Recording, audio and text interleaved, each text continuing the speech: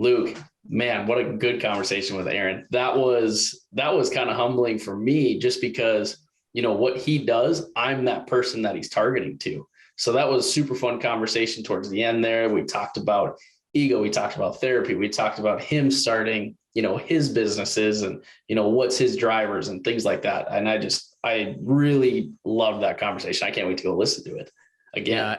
Yeah, Aaron was the perfect first guest to have on the Dirtbags podcast. And, he just encompasses that dirtbag vibe. So he's got it going. We had a great conversation and let's dive into it. All right, guys, we are here, episode 1 of the Dirtbags podcast. Luke and I are stoked to have our first ever guest on. We've got Aaron Witt. What's going on, man?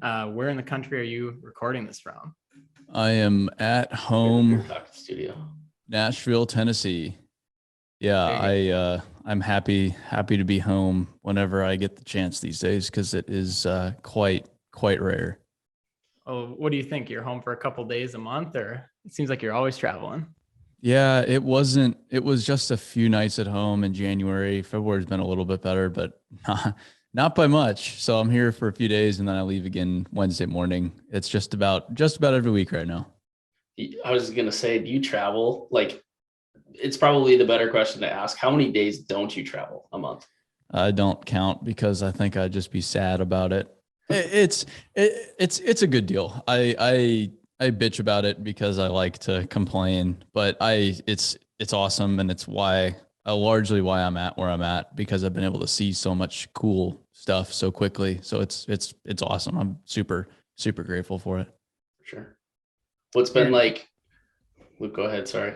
When did you guys close on the office space? I know we've been following you guys for a while, but when did you actually close on the building? Signed the lease fall of 2019, or like December of 2019, started construction last March, finished up maybe September. So we've been in here since September. Right now it's February.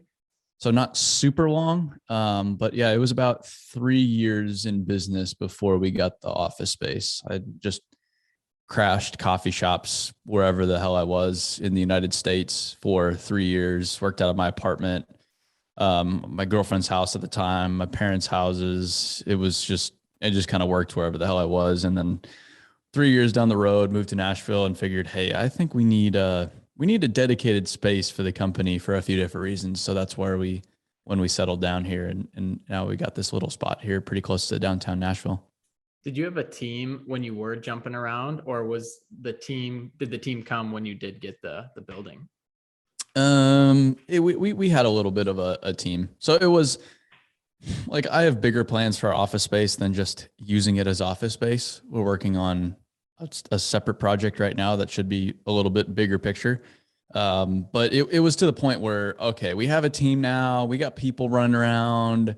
We need a place to meet that's just dedicated to our business, because doing the whole over the computer thing 7 days a week is awesome. You can be really flexible. You can hire from wherever you want, but also it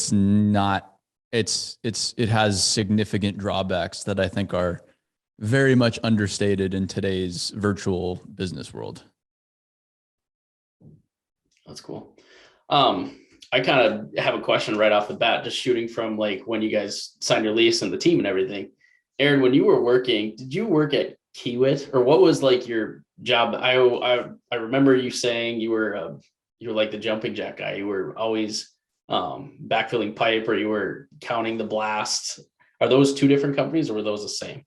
Yeah, it was. So when I got into construction, I got a job at Pearson Construction Corporation, and I just asked for a job. So the job they gave me was labor, of course, because that's the job available when you go work for a construction company doing pipe. So I started out on a pipe crew as a laborer for Pearson. The next year I went to work for a company called Markham as a laborer. And that's when I just lived on a jumping jack for a month, backfilling water line. And then I got put with an awesome pipe crew, a bunch of Mexican guys that were just they were just animals. It was so much fun working with these guys. And I was the güerito, the little white boy on the crew. That's what they would call me. And then Third year, went to work for Skanska on the railroad because I was told that, hey, it's cool. You're getting equipment experience, you're laboring, you're doing construction stuff, but you need to learn how to manage work and how the office side of projects come together.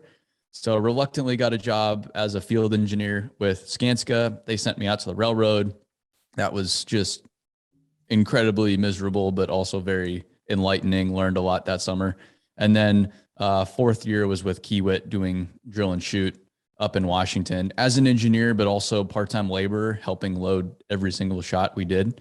So I was the powder monkey, throwing bags of powder around, and we didn't have a truck. We didn't have a powder truck. When you load big shots, typically you have a truck that's full of ammo, and it comes along and you have a hose and you put the hose into the hole and it fills the hole up with how much ammo you need. We didn't have that fancy stuff. We just had 50-pound bags of ammonium nitrate fuel oil. So I'd have to haul all those to each hole, load each hole, and then stem each hole, which is basically filling up the hole to the top with gravel once you've loaded it with the explosives. And I just did that with basically a 5-gallon bucket. You just fill it up with rock, you pour it down the hole, and you repeat until the hole is full. And it takes sometimes a lot of damn buckets of gravel to fill it up. So did that, and then went to work in road construction after I graduated college. So it was a lot pretty quick.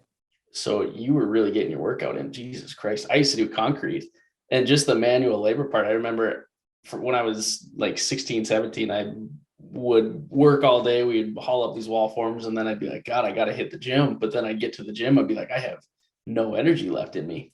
Yeah. But going from that, obviously working that really, really manual labor job, what was kind of like your light bulb moment to where I know you were doing stuff with I Build America, right, on the Instagram page? Yes. Or was that different timing? Yeah, that was my last job before I started the company. So I was working in road construction in Texas. HCSS, which had I Build America, found me. They hired me, moved to Houston, started working for a software company, did that for a few months. And then that's the last job I had before I started BuildWitt. So what was like your light bulb moment to where you're like, I can do this by myself. This is what I want to do. Like, what was there, like an event that happened, or were you just like, I'm doing this already, why not do it for myself? There wasn't, at least for my experience, light bulb moments have been a fallacy. There really hasn't been a light bulb moment ever in my life. It's, I don't know, you take one step and then you take another step, and maybe it's a good step, maybe a step in shit, whatever it is. I don't know if I can swear or not, whatever Absolutely. The format of your guys' podcast is. Support it. It's the dirt bags. So went to work at I Build America, and the way I like to put it is there were just differences between how I thought it should be run and how they wanted it to be run. And I was in a very fortunate situation in which I could quit my job financially. And it just got to a point where I wasn't enjoying it, and it wasn't what I liked to do. And so I just said, hey, I'm not going to do this anymore. And so I just quit. And it wasn't like I'm going to go home and I'm going to draft my brilliant business plan on how I'm going to build a marketing business because that's the opportunity. It's like, no, I don't want to be here anymore. So I'm going to walk in to my boss's office and tell him I am not going to be here anymore. I'm going to be done on Friday. That was it. And the guy's office I walked into was Dan Briscoe, who now president of our company, has basically helped me build the company from nothing, and we've built it together. So, and he ran the whole marketing function of HCSS for quite a while.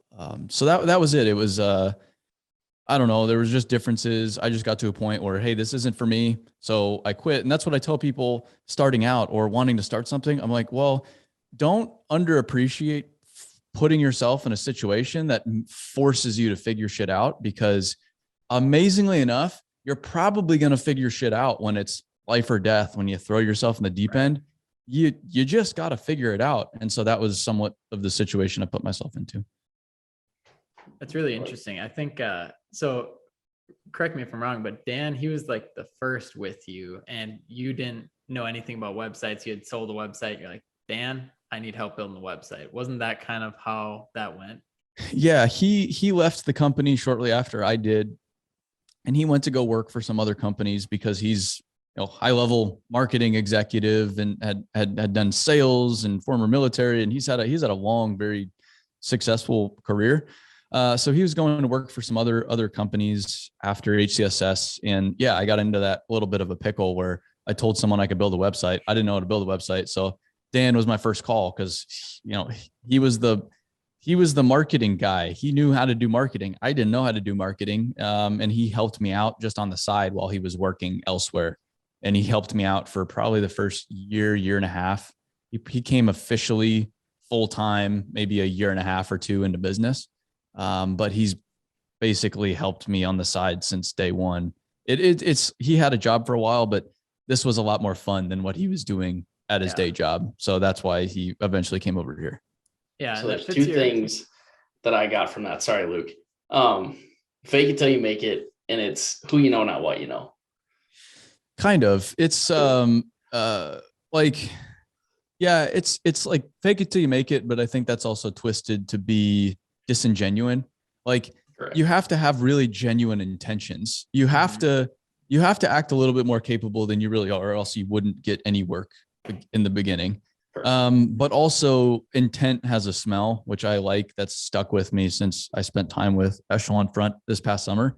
And so if you're just faking it, you're just some jive turkey that's trying to act bigger than you are with no real intention behind it. People are going to pick up on that and it's going to reek like bullshit. But if you're really doing your best and you're really, and there is some of that, there is some of acting like you're more capable than you really are. But also I've done pretty well on the other side of things too, saying, I don't know what I'm doing, but I'm going to do my absolute best. I am going to go find people like you were talking about. It's important who you know. I'm going to go find people that do know what the hell they're doing. I'm going to work my ass off and I'm going to make this work for you at the end of the day. And if it doesn't work at the end of the day, I'm going to start all over from scratch and I'm going to do it right a second time because I probably learned some lessons the first time. So you do, when you're starting a company, have to act more capable than you really are. But also there's so much value in saying, honestly, I have no idea how to do that, but I'm going to figure it out. Yeah, I think, Aaron, that's spot on because it really falls into your first point that you made. And it's really about just taking that first step. And it's not that you're being disingenuous. It's just saying, hey, I'm not going to be the one building your website. I'm just going to throw that out there, but I work with people or I'm going to find somebody that can do it right. And the good thing about me as the leader of this company is I'm transparent. I'll tell you how it is and I'll definitely make it right. We're in the business of people and not transactions. So I definitely love that example too of you got to get started. You can't craft up a 10-year business plan before taking your first step and even bringing on one client or one customer. So is that, your first customer you took on? Tell me a little bit about that. Did you sell them a website and like a social media fee, or like what was that first service that you sold? Very first company I started working with. So I went to lunch or dinner with Keaton Turner while I was working for HCSS, and we talked about storytelling, mining industry. He had just started this mining company. I was working at iBuild America. I was doing social media on the side, and we just shot the shit for a while. He came back to me and said, "Hey, why don't you come to work for us? And why don't you do what you're doing over there, but for us?"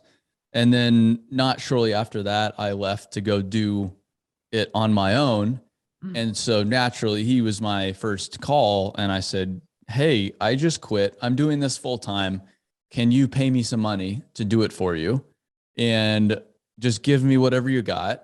And let's go do this. Let's go blow your company up. Let's go make you guys look really good. Let's go change up the mining industry like you're wanting to do. I think we could do it together." So he was technically, Turner Mining Group was technically our first project. Granite Rock was really early on. They flew me out to Monterey to go see their quarry. And I thought I was just, I thought I was the biggest deal in the world getting flown out by a company to go see this quarry and D11s and 992 loaders. It was just awesome. And then Dylan Stevens with Rosso called me pretty quick as well. And he flew me out to Nashville, Tennessee. I was actually just at his office yesterday. flew me out to Nashville or Murfreesboro, checked out some job sites, asked for a website, and then there we were. There I was calling up Dan saying, I don't know how to do a website like I just talked about.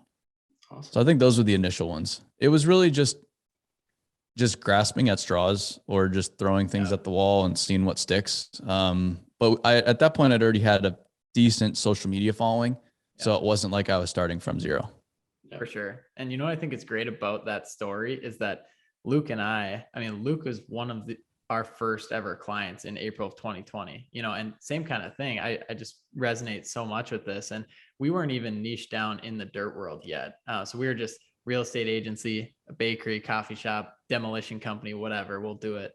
And what's really cool now is that we are so focused and, you know, as of 6 months ago or so, and it's because of Luke and I's relationship of how we're growing together. And like, you know, this isn't, I tell Luke and I tell all of our clients, we don't do magic tricks. You don't hire us on and we just automatically things blow up. And it's more of we build good marketing habits. And that's why we love this industry so much, is that we see the value that you guys bring from BuildWitt of, you know, you're trying to reform this industry and change this industry. And we're kind of just jumping on with you guys and like, hey, there's a whole section of these excavation companies, 1 to 10 million in revenue, that they don't have a digital marketing team and they don't want to hire in a full-time digital marketing staff. So it's really cool to hear, you know, who you've started with from the beginning and just how you guys have really treated each other like human beings. And, you know, you guys don't know everything, they don't know everything, but let's work together and like figure this shit out and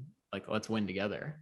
Yeah. And like everybody's been in that position before of just not knowing what the hell is going on. And so if you're genuine about it and you just admit, I don't know what I'm doing, they are even more inclined to help you out because they can then relate to you and they can then relate and say, yeah, dude, man, have I been there too? And man, do I know how you're feeling? And they can empathize. And then that gives you a lot more flexibility to figure things out rather than just saying, I know everything and then screwing things up and then them being upset about it. We've had some of that too. I mean, we're definitely not perfect. That's for sure. For sure. Aaron, how important is it off of that topic to, you know, niche down? I was thinking about it yesterday actually, and thinking about, okay, if Aaron Witt was a marketing agency for small businesses, you know, how important is it to niche down in an industry and become the expert and, you know, networking with these same people, going to these same trade shows rather than staying broad and kind of doing everything? I'd never really created it like that. It's become pretty important to us, but I started with the dirt world. I didn't start with marketing. I accidentally ended up with a marketing company. I had no intention of starting a marketing company. I'm not all that stoked on marketing. Honestly, I'm stoked on the dirt world. I fucking love the dirt world. I love the diesel, the smell of diesel and the smell of earth being moved and the sight of like on my wall, I'm looking at a Hitachi 1200 overfilling the shit out of a 775 rock truck at a pit in Corona, California. Like, I just love that. Love telling those stories. So we just ended up with a business that told those stories. And I've always stuck with that because that's, I don't know. I got lucky and I figured out early on what really gets me going, and that's dirt. And I'm building companies that serve the dirt world. So that's when someone else says, well, why don't you go do general contractors or residential construction or railroads or whatever it is? I'm like, yeah, we could do that. And it would probably work out really well. And we'd probably go make a ton of money, but that doesn't really get me going at the same time. So let's just stay here because we've got something good going. There's a lot of room to run. Let's stay focused. And so it's not necessarily, I don't know. There's so many different ways to do it. You can go serve everybody. You can go serve one industry. You can go serve two industries. I don't know enough to say this is the right way to do it. And I don't think there is a right way to do it. I just know that it's the right way to do it for me because I love this industry. We're on to something. The industry needs help. And I want to be the group to at least help accelerate the change in the dirt world. Very cool. How did, again, kind of hammering that down a little bit more, how did you find that, Aaron? Like, how did you figure out there's such a need for that industry other than, you know, I'm sure you maybe saw it through previous jobs that you were at. And again, you always talk about the human piece. People don't treat humans the best. So obviously you love the dirt world. What were you just like, I just want to tell stories and see if something goes from there? Or you're like, hey, this industry is so undercaptured, we're going to try to run with that. Oh, it's just, again, one step after another. Everybody thinks it's this, maybe it's been a light bulb moment for other people. It hasn't been for me. We have onboarding. And so every time someone's hired on, they have 3 days of onboarding before they start anywhere, no matter who they are at the company. They could be an executive, they could be an intern. They go through the exact same onboarding experience. One of the classes, the one I teach, is on mission.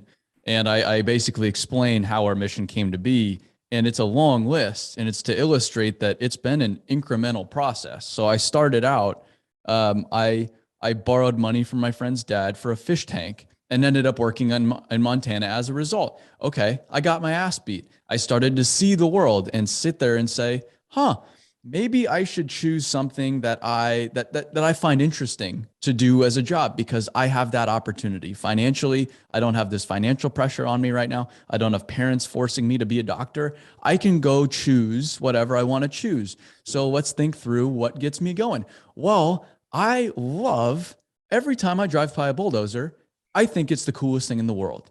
So why don't I call a construction company and ask for a job? I call a construction company, I ask for a job. And Rich Pearson, he's the owner of a construction company. And I'm sitting there, I'm like, man, I want to start a construction company because that sounds awesome. How the hell do I do that? Well, go study construction engineering. Well, go work for as many companies as you can while you're in school. Okay, cool. I can go do that. So I go do that. While I'm in school, I listen to a podcast by Andy Frisella talking about personal branding. And I'm thinking, what's my unique story? Well, I'm this young kid. I'm going to all these job sites. I'm learning a lot. Why don't I start posting about that on the internet? Create this stupid page on Instagram called BuildWitt that I just made up in college one day. Fantastic. I go to work in road construction. I'm going to go work for a few years. I'm going to go save up. I'm going to go buy a backhoe like you, or whatever the hell you bought, a skid steer for the first time. And I'm going to just give her hell. Awesome. Well, then HCSS calls me. Hey, we noticed you're telling these cool stories. Why don't you come to do it for us too? Well, okay, great. I'll go shoot, if I can go do this full time, why the hell not? And then, like I just explained, you go to HCSS, doesn't work as planned, quit. Okay, I'm going to go tell stories. I like telling stories, but I want to go do it on my way. Well, shit. Now I need to go find some stories to tell. So now I need to go to LinkedIn and find some people like Dylan Stevens or Keaton to hit up, and then Granite Rock. And then, okay, hey, now Dylan wants a website. So now I need to do websites. And hey, I want video. So now I need to go build a marketing business. And that's just see the steps, I don't know if you wanted all that, but it went from I have a very unique opportunity. I can go do anything. Let's start with something that gets me going. And then I just took it from there. My favorite thing, and I'm not trying to switch the topics at all, but Luke, did you notice as Aaron was talking how passionate he was just about the whole process of it? I think that was my favorite part of the whole thing, about just the actions and then your purpose in telling that story. I think that was super cool. It shows how passionate you are. And I love that. Luke, I noticed you were kind of smirking too, and I had a big smile on my face. So hopefully whoever's listening to this goes and watch that, because that was pretty cool. Well, and that's where like I talked about too, intent. And if I wasn't super jazzed about this industry, I couldn't fake being jazzed about this industry. You can just pick up on, the guy's not bullshitting. He's actually stoked on it, because I am stoked on it. Yeah. So it's like, find what you're stoked on. And maybe it takes you decades. Like I said, I got super lucky and found it pretty damn quick. Sometimes it takes a long time. I don't know. No, absolutely. Absolutely. Yeah. Aaron, I was listening to your video. I think it was with Randy the other day, and you guys were talking about different businesses scaling or not scaling, and, being comfortable with where they're at. I thought it was super interesting because I, talked to a lot of businesses, and not all of them want to go to the moon and, scale their business like crazy. What do you think is different between, somebody, and obviously neither is right or wrong, but what is different between somebody who maybe is good with where they're at in their business and somebody who wants to scale it up? Or what have you kind of seen? I just think first is like, self-awareness. It's just super sexy to want to go scale the hell out of a company and go be the man, go be Mr. Elon Musk. And sure, it's yeah, and it's ego, and like rightly so. Like we're all young males, so fuck yeah, like, I want to go be the man. Like it's just wired in us. Self-awareness, I think, is big to just understand. Like, do I really want to go scale a business? Do I really want to just operate like Randy? He scaled his business up to a certain size, but he was just staying where he was because they were doing very, very, very, very well. And that's what they could do.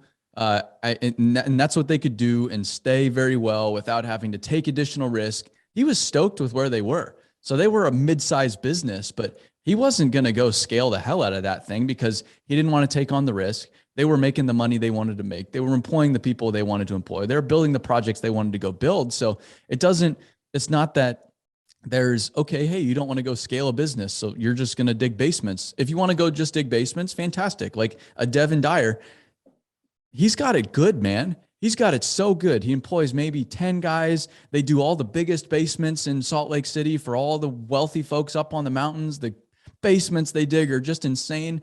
And he's home with his family every day and living the life he wants to live. Or you can go grow a business up to a certain point like a Randy Blunt and then say, hey, this is really good. Let's kick it here. Or you can say, no, I just want to go send it to the moon because that's really what I want to go do. Like a Dylan Stevens, like he's going to go do with Rosso. I guess like we're doing right now. It's just like there's not right or wrong. It's I don't know. It's just, again, what's right for you? Where are you at? What do you want? Figuring that out and then building a business that is tailored to that desire, or being a part of building a business that's aligned with that. Because that's another point is I tell people, honestly, the whole building a business thing isn't super sexy. Like, my brother comes into town. I'm like, sorry, Tyler, I'll hang out with you, but I'm not going to the bars. I'm not hanging out with people. I'm not dating right now. I'm still waking up same time, Saturday, Sunday. I'm still in the office Saturday, Sunday. Like, and it's not that. And I don't go tell people about that on the internet. Like, yeah, I'm grinding on a Sunday. Here I am. I'm a business owner. I'm working. But that's just like the reality of you just have to do it at that point. And it's just something that doesn't align with a lot of what people want. I don't know. I'm still trying to figure all this out, so I can't speak on it very well. I'm in the midst of it right now. Yeah, Aaron, as you're talking about that too, I was thinking about another question that we could kind of dive into that I was really curious about actually is, you've got construction, business, dirt. What do you do outside of that? Like, obviously there's things that you like to do. Like, what are some of those things that you like to do when you're not at work, or even just appreciating a dozer? Honestly, this is it right now. I've gotten to a point where like we just grew our business from 35 to over 70 people in 2 months. And the business is getting much bigger, and we're going to go take even bigger swings this year. And we are in full send mode right now. And I've just gotten to a point where I've sat down, fully swallowed the bitter pill, and have just acknowledged I need to focus. I need to just get dialed in on this because I can't afford for my focus to be anywhere else right now. And so this is like, I've gotten it dialed right now. But the cool thing is, this is all I want to do. I'm having so much fun building this thing right now. And like, don't get me wrong. It's brutal some days, but I'm having so much fun right now. I just want to work. I just want to do this. I just want to be with our people. I just want to solve problems. I just want to have conversations on, challenging each other. I just want to be on job sites. I just want to be at our office. I just want to be a part of this company because I'm having so much damn fun. So there's not really anything else. Like, yesterday I did some skid steer work, but that's still aligned with BuildWitt. So I guess that's my one escape right now, is getting in my machine once every 6 weeks when I have an extra day to do it and trying to do a little bit of work. But other than that, it's just travel, work. I'm just dialed in right now. Do you guys have any merch for your original company with like that first logo? We need to get some. I was thinking about Dude, that this morning. like Yeah. some old school hats, with the little wire thing. That'd be Everybody awesome. everybody loves it, and I'm still bitter at Chase Harris. He's creative director for a company. He took that from me and made our new branding, which our new branding is like far beyond, just a lot more sophisticated, a lot more appropriate for where we're going. But everybody loves that stupid little dozer logo that I made on 99 Designs when I was a senior in college. Is that the BuildWitt grading logo, right? Yes. Yeah. I put it because I asked Chase before I created BuildWitt Excavating Grading. I said, Chase, I need a BuildWitt Excavating Grading logo, or I'm going to make one myself. And he said, knock yourself out. I'm like, well, say no more. I'm going to knock myself out. So I made my own damn logo, and he can't do anything about it. I like it. I see you post, like, obviously joking, but some people don't understand that you're joking with the whole grading and excavating BuildWitt side of things. I love the responses that you give on like TikTok where you're like, no, I'm fucking terrible at service. I'm fucking terrible at what I give for my product, but I love what I do. And people are like, are you kidding? Why would you do that? I always get a kick at those. It's all just one big joke. So I'm an idiot. And so messing with people is a ton of fun.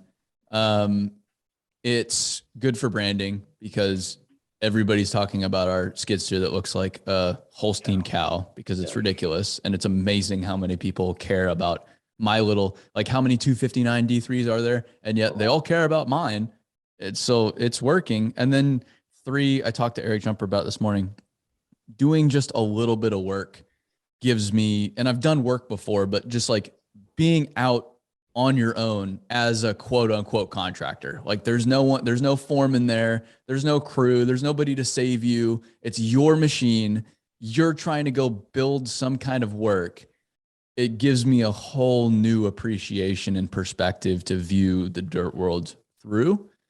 And it's been really valuable. Like even something as simple as how much of a pain in the ass it is to chain a machine down on a trailer. You're like, so every time you move a machine, you have to chain the thing down, and this is how you do it.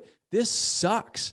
And just going through those kinds of motions and just a little fraction, like 1% of what a contractor does day to day gives me so much more appreciation for the dirt world. So it's a joke, but also it's been really, really valuable from a branding standpoint and from just a personal growth standpoint. For sure. So, well, obviously you get both appreciations. You're talking to, the people that kind of have set the bar in the industry. And then, like you said, you're going out and kind of doing it on your own. So you see both sides, into that a little bit. I'm sure you get multiple questions on, oh, Aaron, how do I start my business? How do I start my business?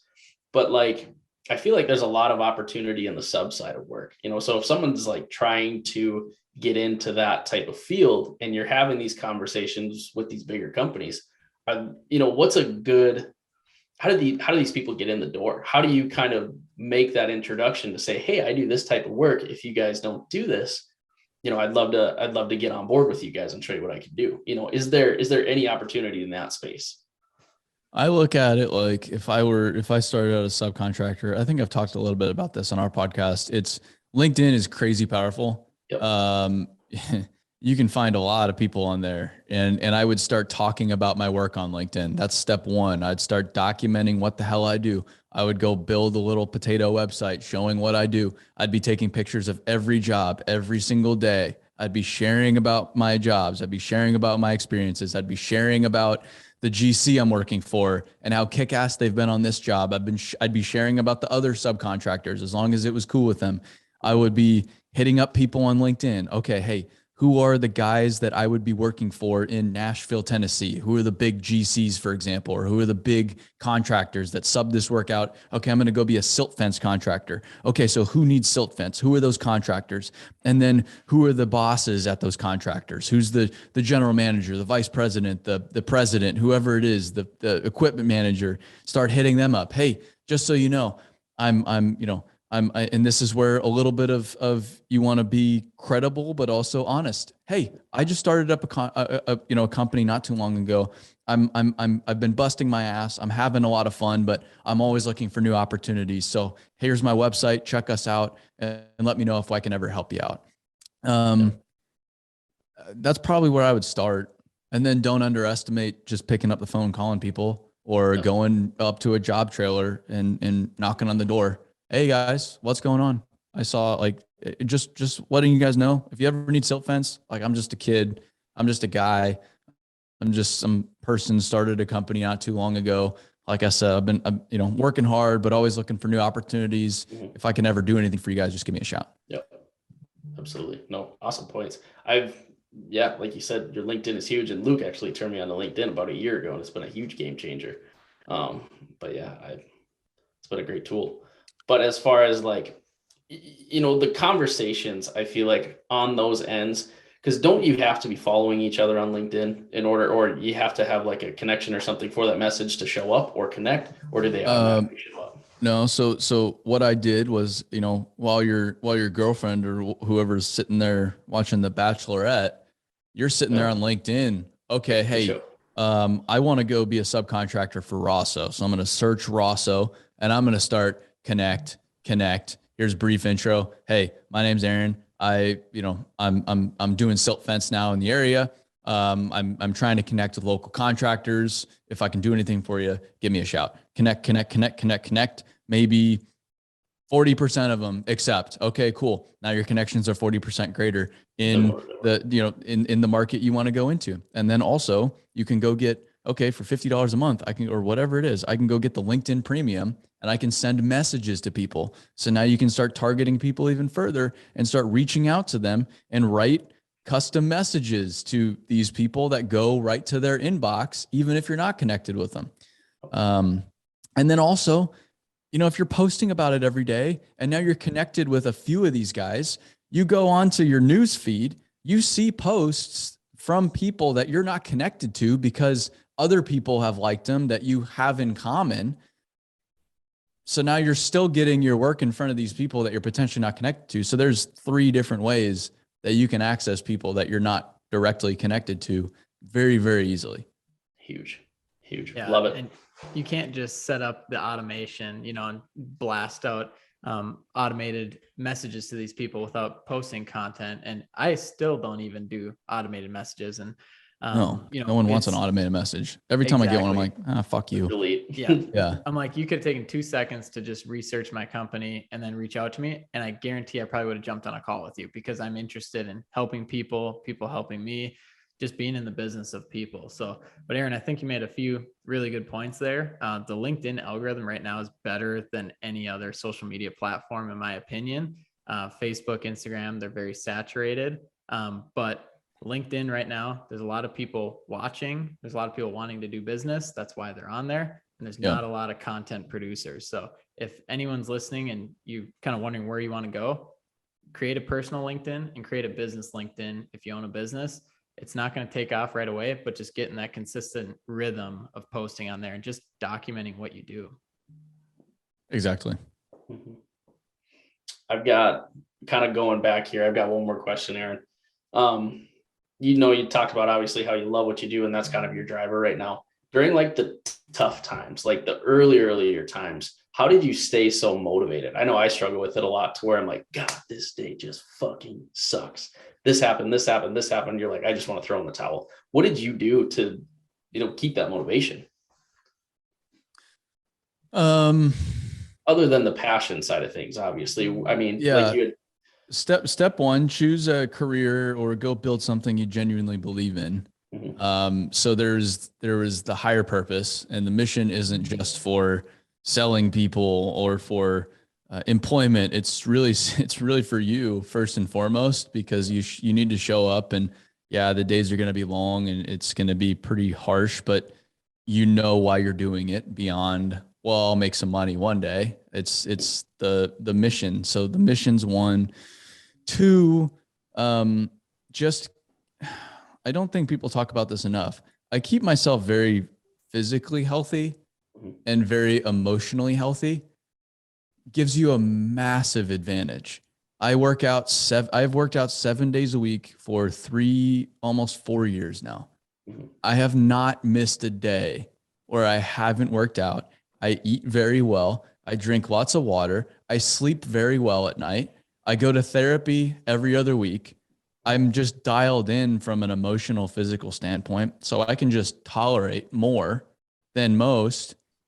And then 3, I've somewhat had to rewire my brain, and something like 75 hard has very much helped with this, to really like the misery. Like, yes, this sucks. Let's get it. Like the Saudi trip we just went on was so brutal. We just got the shit kicked out of us. It was in a 7-day period, 120 hours of just travel, not work, not sleep, just travel. It was gnarly, but I was just licking my chops before that trip, because I knew it was going to be gnarly. And it's like, yes, this is what we do. This is like Angel and I were like, yeah, this is what we've been training for years. Like, we're ready to get it.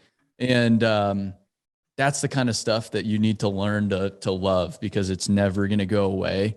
And that's the kind of stuff that differentiates you from other people as well. That's that, to feed that competitive part of you. It's like, yeah, hey, this other people aren't willing to do this shit. This sucks, but here I am. We're here making it happen. So I think those are the 3 things I've done, is kind of rewiring myself through 75 hard or something like that, to really enjoy the tough things, because that's part of the process, having that higher purpose, and then getting myself just physically, mentally, emotionally dialed in so that I can just tolerate more. Absolutely. Luke, remember Mr. Elliott always used to say, embrace the suck. And I did, and I hated when he would say that at the time, but definitely makes it. Mr. Elliott was, Luke and I used to wrestle back in high school. And I remember that would just kill you, physically and emotionally, but he'd always say, embrace the suck. So, some correlation there is, always kind of wanting more and more and more. But I think, Aaron, I think that description you just gave is like the perfect definition of a dirtbag. And I mean, that's why we're here, man.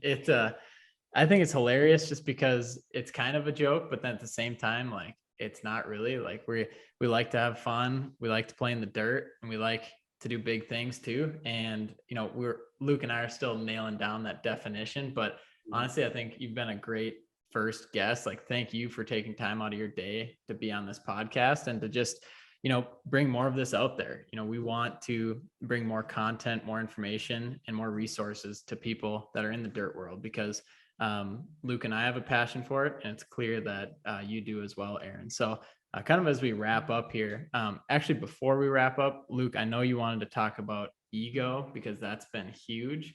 Luke, I'll just let you jump into that topic, because you and I have been talking about it. Yeah, honestly, you kind of answered it a little bit, Aaron, but how do you keep your ego in check? Like, how do you, obviously you have BuildWitt on the side of the building. When you look at that, you're like, fuck, that's my name right there. I'm the man. Like, fucking fuck with me. Like, I think I struggle with it too, but everyone has a huge ego. How do you control yours? Is that part of, the mental toughness that you have developed through your working out, your eating habits, things like that? Or is it more so, like you had said, that higher purpose, to where I'm, that purpose is so much greater than I am. And that's where I kind of have to ground myself.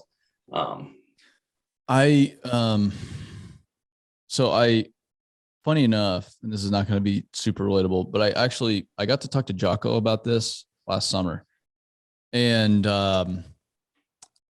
I wasn't I think you kind of have 2 types of people. You have people that are just naturally, like, they're just the big ego, and you need to dial them back a little bit. And this, managing people, you have to dial them back a little bit.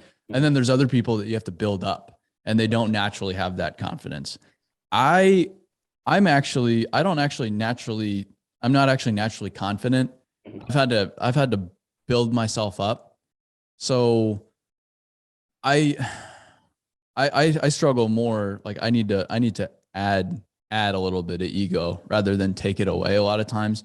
And I'll make jokes about me being the man and this and that, and people can misconstrue that into me just being a dick. And sometimes, yeah, sure, I can have an ego, but I've actually been on the other side of the spectrum where I've had to build myself up and build that confidence, which is where that just showing up every day comes in, which is where dealing with the nonsense comes in consistently, which is where working out every day and the discipline that takes comes into play to build everything I can up so that I have the confidence to go deliver. But also, I guess to control ego a little bit, again, going back, higher purpose. Like, hey, this isn't, BuildWitt's mission is to go make Aaron Witt the man. BuildWitt's mission isn't to go make Aaron Witt rich. It's to go make the dirt world a better place. I'm a part of that. And just reminding yourself, like, this is why you're here, not to go serve yourself, I think is super, super helpful. Absolutely. No, definitely hit it on the head there. And I didn't mean to, I wasn't assuming that you had a big ego. No, I just think it's like I thought that's where I was until 9 months ago. It just takes self-awareness. You have to really audit. Okay, who the hell are you? How are you?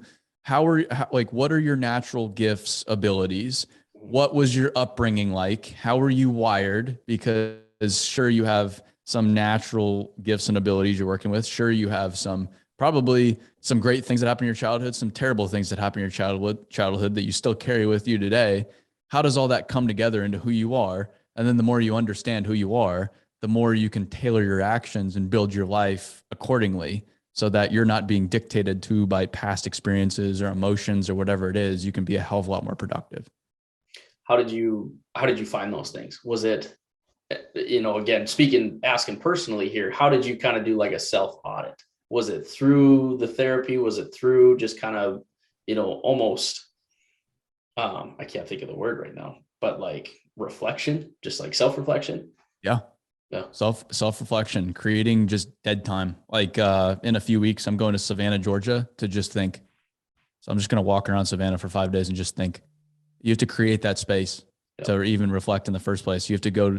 Therapy's been enormously valuable. Having an outside perspective on your life that totally unbiased. That's not family. That's not friend. That's not coworker. That's just someone completely. And that actually is clinically in from a educational background, equipped to guide you through that, is super valuable. It's podcasts, it's reading books, it's having difficult conversations. It's okay. Hey, I've always voted X. Why? What's my reasoning for that? That's interesting. I've never even questioned how I voted because that's just how my parents voted. So that's how I vote now. It's like a lot of that. It all comes together into, okay, wow, this is actually, I'm starting to figure myself out a little bit better. Okay. Yeah, no, definitely. Thank you for that. That obviously kind of hits home too. Cause one, I always used to think therapy was for the birds. I'm like, God, if you go talk to somebody, you're kind of soft, and, no offense on that, but I would absolutely go just to try to figure that stuff out myself as well. So maybe it does make you soft. Okay. As someone's like, wow, you go to therapy, you're soft. I'm like, check. Cool. Yeah. Great. I guess I'm soft. Yeah. Because it's like I'm self-confident enough to know that it's doing me so much benefit that, okay, who gives a shit what you think about me going to therapy? Like, it's giving me such an advantage, and clearly you need it more than I do right now. Yeah. But you're just going to go live the life that you're living that probably isn't very aligned with where you want to go. And I'm going to go over here and I'm actually going to go do it. I'm actually going to go do it according to what I want to go do, because I'm now no longer controlled by those emotions. Mm-hmm. Absolutely. I love it. You're dialed in, man. Like Luke and I are so pumped to be a part of this journey as well. That's the unique thing about this industry is we don't see competition between all of us. It's like we're all in this together. So definitely appreciate you being on the show. Kind of as we wrap up here, what's the best way for people listening to either follow along with what you're doing, some of your podcast stuff, the app? What's the best way for people to kind of get in touch with you guys? Yeah, BuildWitt on any kinds of social media, Instagram, Facebook, LinkedIn, TikTok, Dirt Talk podcast. Yeah. That's starting to really grow, which is pretty cool. And then the BuildWitt app now. You can search BuildWitt, and we're there, and it's actually pretty damn slick. Yeah. What can you tell us a little bit about the app? I've seen you on everything else, but I haven't dove into the app yet. So we put together this thing called Build It Leaders to start educating people on leadership and other things in the dirt world. Last summer, people asked, can I do different things with it? And the reality was we were constrained by the platform we used to put the content out into the world. So we were like, well, why don't we just go create our own platform? So we created our own app to house all of the Build It Leaders content. So it's somebody like Jocko talking about leadership applied to the dirt world. It's all completely for free. You just download the Build It app, you make an account, and there you go. You can learn how to lead more effectively. And this is the very first course on leadership is everybody's a leader, regardless of if you're a laborer, if you're a foreman, if you're a superintendent, you're an estimator, you're all leaders at the end of the day. So there's that. We have the Dirt Talk podcast on there, and then we have the BuildWitt vlog as well. So it's all BuildWitt content and then all of our leaders content in one place, all completely for free and no ads, no nonsense. We're not smart enough to monetize it quite yet. So while it's pure, I would go and enjoy it because it's really good stuff and it's helped me advance my life in incredible ways. Absolutely. Yeah. And so there it is. I mean, go check out the app and, definitely give, BuildWitt and Aaron a follow on Instagram if you're not already. And Aaron, thanks again so much, man, for being on the first episode of the Dirt Bags podcast. It's been a pleasure talking to you, having you on. And we just are wishing you all the best, man. Appreciate you guys having me. Thanks. Thanks, Aaron. Appreciate it.